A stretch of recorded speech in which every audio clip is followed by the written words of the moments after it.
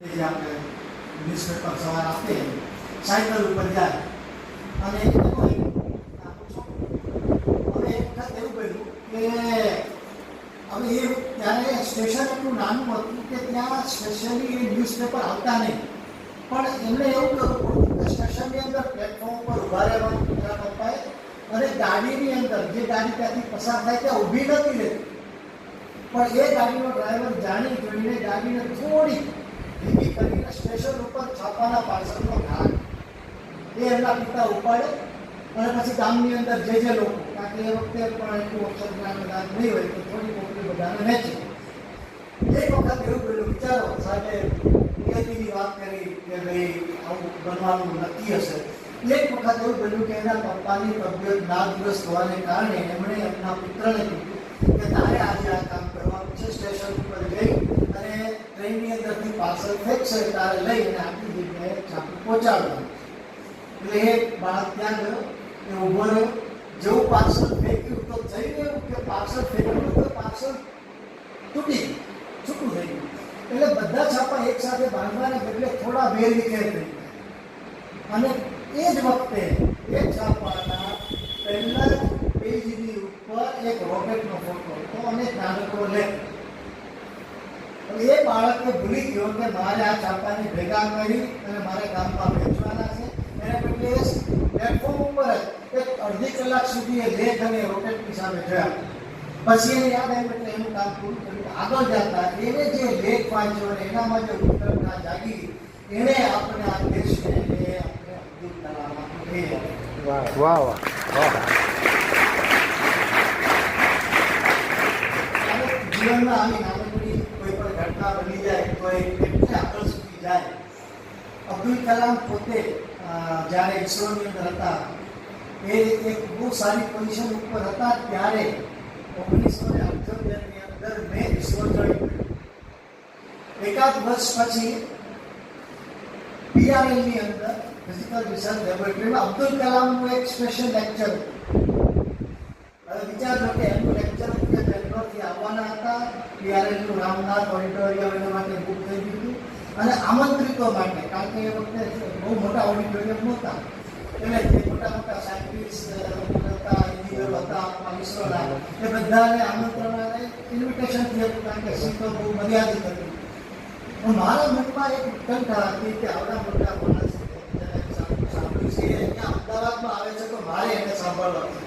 એટલે મારા જે સાહેબ હતા, મારા જે બોસ હતા, એને મેં વિનંતી કરી કે મારે PRLમાં લેક્ચર સાંભળવા માટે જરૂર છે.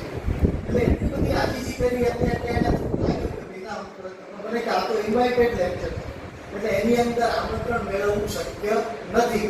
મને કીધું કઈ વાંધો કરો, પ્રયત્ન તો કરો. 2 દિવસ પછી એમણે મને બોલાવીને કીધું કે ભાઈ હું મેનેજ કરી શકું એમ છું, પણ એક જ શરત છે, કારણ કે ક્યાંય બેસવાની જે ખુરશીઓ છે ત્યાં જગ્યા નહીં મળે, જ્યાં જગ્યા મળે ત્યાં બેસીને જવું હોય તો હું કાંઈ તેના માટે કરી શકું, એમાં પણ વાંધો નથી. એ લેક્ચર સાંભળવા માટે હું ત્યાં ગયો. હું મારી ખુરશી ઉપર કે ડાયરેક્ટ કોઈ જગ્યાએ ત્યાં જગ્યા નહોતી, એટલે વચ્ચેના જે પેલા સ્ટેરકેસ હોય એની ઉપર એક બાજુ ખુરશીની બાજુમાં જઈને હું 4થી કે 5 કિલોમાં નીચે બેસું. એ વખતે અબ્દુલ કલામનું પ્લેન અડધો કલાક લેટ. હવે એ વખતે એટલી બધી સુવિધાઓ નહોતી કે તાત્કાલિક સંદેશાઓ પહોંચે, એટલે એરપોર્ટ ઉપર ટેલિફોન કરી અને PRLના ડાયરેક્ટરે જાણ કરી કે પ્લેન લેન્ડ થયું છે, અબ્દુલ કલામ આવ્યા કે નહીં એ તો પછી ખબર પડી. તો કે ના, અડધી કલાક લેટ છે. એટલે એમણે એમ કહ્યું કે બીજા એ કાર્યક્રમની અંદર જે ઉદ્ઘોષક હતા એને કીધું કે તમે એવો કોઈ ટોપિકને ચાલુ કરો કે આપણે 15-20 મિનિટ થોડું લંબાવી શકીએ. બેઠા હતા, કાર્યક્રમ ચાલુ કર્યો, એને PRLની બીજી થોડી વાતો કરી, અબ્દુલ કલામ વિશે વાત કરી. એ દરમિયાન અબ્દુલ કલામ ગમે તેમ કરીને થોડા 10 મિનિટ વહેલા, અડધો કલાક મોડા એટલે 20 મિનિટ મોડા પણ એ આવ્યા.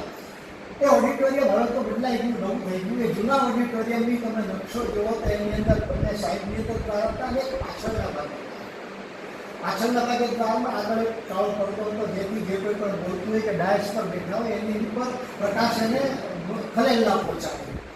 અબ્દુલ કલામ ધીરેથી સિક્યોરિટી સાથે દેવા છતાં બધાને કીધું કે તમારે કોઈએ કાંઈ કરવાનું નથી, હવે હું મારી મેળે જે કર્યું મને કરવા દીધું. એ પોતે પાછળના દરવાજે એમની ક્યાંય પણ સીટ સ્વાભાવિક રીતે એમની સીટ ક્યાં હોય, ડાયસ. જે પ્રેક્ષકો બેઠા હતા ત્યાં એમની કોઈ સીટ હોય ને તો ફૂલ હતું.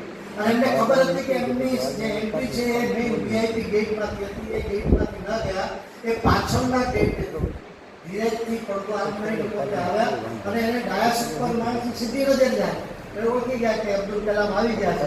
એટલે એ પોતે એવું કરવા જતા હતા કે પોતાનું જે કાંઈ પણ ટોપિક હતો એને અટકાવી અને તરત જ એનું નામ લઈને એને બધાને ઊભા કરીને કંઈક ચેષ્ટા કરવાની શરૂઆત કરતા હતા. અબ્દુલ કલામે ત્યાંથી એને ઇશારો કરી દીધો તમે તમારું કામ ચાલો,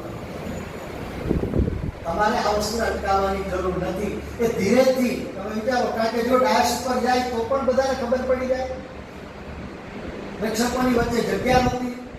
તમે જો હજી હું કહું છું એ પહેલા જેમ સાહેબે કીધું મારા રૂવાડા અત્યારે એટલા માટે ઉભા છે, ધીરેથી આવીને મારી બાજુમાં ઓહો, વાહ વાહ, સીધી બીજી લાઈન.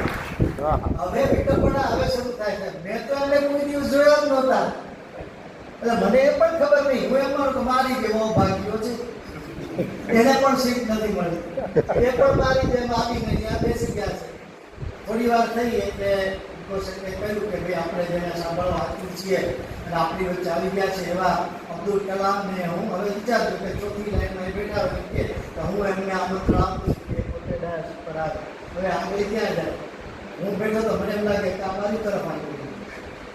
હવે કેવી પરિસ્થિતિનો નિર્માણ થાય કે જ્યાં આપણને કોઈ આમંત્રણ નથી, આપણી બાજુ એમ કે ભાઈ અબ્દુલ કલામને હું અહીંયા બોલાવું છું. અબ્દુલ કલામ કદાચ એ વખતે મારી મનોસ્થિતિ સમજી ગયા, કારણ કે હું આખું વ્યાકૃતિ જોતો હતો કે કોને કહે છે. એટલે એણે મારા ખભા ઉપર હાથ મૂકી બેઠું બોલ્યા ફક્ત, so young man what you have come for, તમે શેને માટે આવ્યા છો? મેં કીધું કે ભાઈ હું અબ્દુલ કલામ સાહેબને સાંભળવા આવ્યો છું. કે ઇફ યુ પરમિટ ચલાય ગો, તમે મને કહો તો હું જાઉં. વાહ વાહ વાહ, જે કોઈ પણ કોઈની પણ રાહ જોયા વગર નીચે બેસી અને પછી પોતાનું વક્તવ્ય આપવા માટે જતા પહેલા એની સાથે એ વખતે બેઠેલા માણસની સાથે જે તાકાત ન સાધી શકે એવો માણસને દુનિયાની કોઈ પણ તાકાત રોકી ન શકતા એનો મોટો દાખલો. અને એક ત્રીજી વસ્તુ જે આપણા બધાને આજના માટે છેલ્લી વાત ચોક્કસ તમને કહેવા માંગીશ કે SLV-3 નામનો જે પ્રોજેક્ટ હતો, સેટેલાઇટ લોન્ચ વ્હીકલ, SLV-3 તરીકે જાણ્યો, કારણ કે એમાં 3 ટીમ બની હતી. ત્રીજી ટીમના ડાયરેક્ટર, પ્રોજેક્ટ ડાયરેક્ટર તરીકે અબ્દુલ કલામ હતા, એટલે એનું નામ SLV-3 પડ્યું. હતું પહેલું રોકેટ પણ નામ 3 પડ્યું. ઘણાને ઘણી વખત પ્રશ્ન થાય, પહેલું રોકેટ હતું SLV-1 કેમ ન કીધું, SLV-3 કેમ કીધું? તો ત્યારે વિક્રમ સારાભાઈએ 3 ટીમ બનાવી હતી, ટીમ 1, 2 અને 3. 3 નંબરની ટીમના પ્રોજેક્ટ ડાયરેક્ટર હતા અબ્દુલ કલામ, અને એમની ડિઝાઇન પસંદ કરવામાં આવી એટલે એનું નામ SLV-3 પડ્યું. એમની પહેલી ફ્લાઇટ હતી 1979ની અંદર, 78ની અંદર, અને એ વખતે મેં હજી જોઈન કર્યું હતું. અને એ વખતે ડિજિટલ મીડિયાનો આટલો બધો જમાનો નહોતો, પણ એ વખતે પણ ઇન્દિરા ગાંધી પોતે ત્યાં આવ્યા હતા. અને એ વખતે અબ્દુલ કલામ પોતે પ્રોજેક્ટ ડાયરેક્ટર હતા અને સતીશ ધવન ઇસરોના ચેરમેન હતા. પ્રિન્ટ મીડિયા પણ હતું, દેશ વિદેશના ઘણા બધા મહાનુભાવોને પણ આમંત્રણ આપ્યું હતું. પહેલી ફ્લાઇટ થઈ, રોકેટ એના કાઉન્ટડાઉન પછી એના લોન્ચ પેડ ઉપરથી ઉડ્યું અને થોડીક સેકન્ડોની ગણતરીની સેકન્ડોની અંદર એ બંગાળના ઉપસાગરની અંદર, બંગાળની અંદર જઈને પડી. It was a failure. મારું કહેવાનું શરૂ ત્યાંથી થાય છે કે ઇસરોની શરૂઆત ફેલ્યોરથી થઈ છે. એટલે તમે કોઈ દિવસ નિષ્ફળતાથી ગભરાતા નહીં. વાહ વાહ વાહ વાહ, મોટી એક સંસ્થા કે જે ઇસરોને બતાવવા માંગતી હતી કે અમે પણ આ ટેકનોલોજીમાં હવે અહીંયા આગળ આવી ગયા છીએ. એનો પહેલો જ પ્રયોગ નિષ્ફળ રહે અને એ વખતે પ્રોટોકોલ એવો હતો કે તમારે પ્રેસ કોન્ફરન્સ, પ્રેસના મીડિયાને માણસોને સંબોધવા પડે. હવે એ વખતે એક જણા ત્યાં આવે, એક ઇસરોના ચેરમેન અને એ જે મિશન હતું એના ડાયરેક્ટર, એટલે સતીશ ધવન અને આપણા અબ્દુલ કલામ બંને સ્ટેજ આગળ આવીને સંબોધ્યું. હવે તમે વિચારો, આજે પણ આપણને થાય ને, જે મેં કીધું ને કે મારી પરિસ્થિતિ આજે પરીક્ષાની આપવા જેવી છે, એટલે જેમ આપણા થોડા પગ કાપે ને એવી રીતે અબ્દુલ કલામની બોડી લેંગ્વેજ થોડીક વિચિત્ર હતી, જે એના બોસ સતીશ ધવનને ખબર પડી ગઈ. એટલે એમણે કીધું કે સતીશ ધવનને બે વાક્ય જુદા જુદા એક વર્ષના અંતરે, પણ એનો મહત્વ શું છે સમજાવવા માટે છેલ્લી વાત કરું છું. એમણે અબ્દુલ કલામને કીધું કે કલામ, બાજુના બિલ્ડિંગમાં બહુ જ સરસ આપણી રેસ્ટોરન્ટ છે, તમે ત્યાં જઈને ગરમ ગરમ કોફી પીવો, હું પ્રેસની સાથે વાત કરું. એને ખબર હતી અત્યારે એની પરિસ્થિતિ આવી નથી, એટલે અબ્દુલ કલામને એમ કીધું કે તમે કોફી પીવા જાઓ, હવે હું પ્રેસની સાથે વાત કરીશ. અને પ્રેસને એને 2 થી 3 શબ્દો જ કીધા કે yes friends, we have a failure, હા આપણે નિષ્ફળ ગયા છે. હું તમને બધાને ખાતરી આપું છું, 1 વર્ષની અંદરના સમયમાં ફરીથી આ જ રોકેટ આપણે આ જ જગ્યાએથી ઉડાડીશું અને આપણે સફળ થઈશું.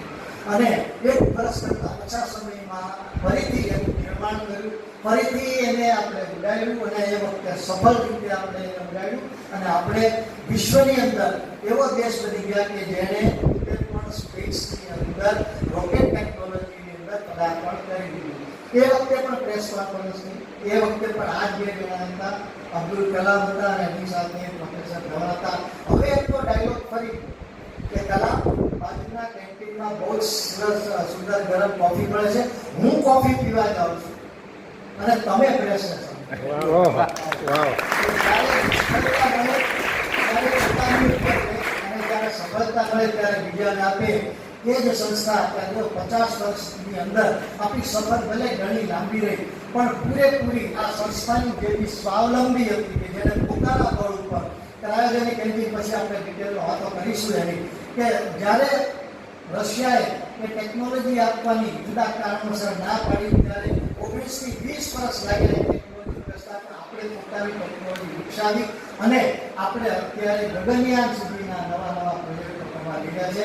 બાકીની વાતો આપણે સમય મને કરીશું, ઘણો સમય થઈ ગયો છે. પણ આજે